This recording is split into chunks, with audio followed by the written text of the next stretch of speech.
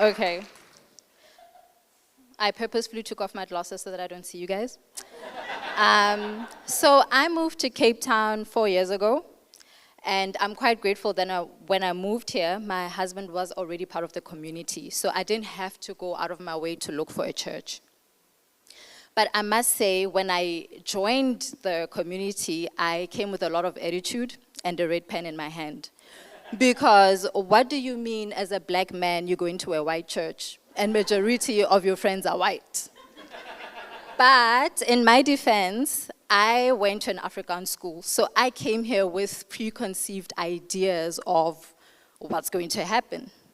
So imagine my shock when I finally moved here. It's a couple of months being here, and I put up a random status on I'm craving Cinnabon rolls.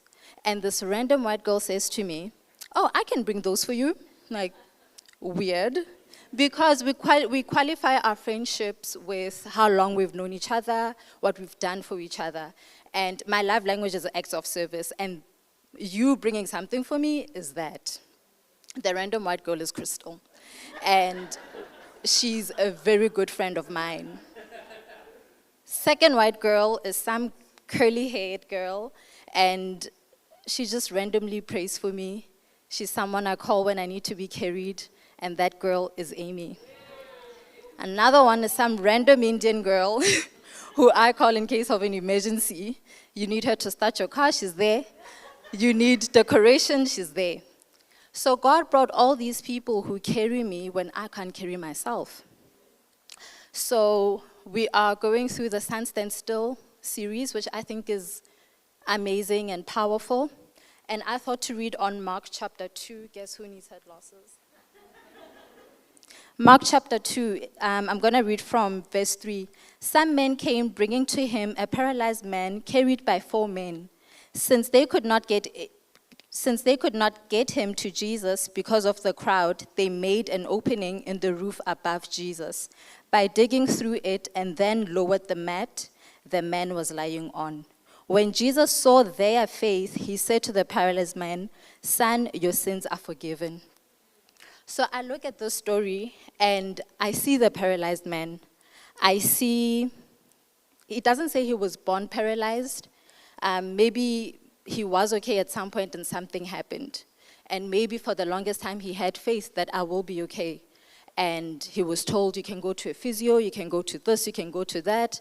Maybe finances ran out and hopelessness started to settle in. But in all of that, the 4 men were there seeing this. I look at the 4 men, and they probably had their own issues, they had their own troubles. But in that moment, they put themselves aside for the paralyzed man. It was full. Everybody wanted to speak to Jesus. Everybody wanted to see Jesus. So full that you could probably feel each other's sweat. I probably would have said, "I'll come back tomorrow. Thanks." But they said, "No, we are leaving here with your miracle. We are going to carry you and make a plan for you." I look at the 4 men, they probably had their own issues. They probably had marital issues, their own things that they were going through, but they disrupted their lives for the man. In all of this, all I want to say to you is maybe your Sun Stand Still moment is in this church. Maybe your 4 men who need to carry you are in this church. Maybe you don't need to pray for 4 hours, fast for 10 days. Maybe you just need to be carried by somebody else. And this is the beautiful thing about standing in the gap for someone.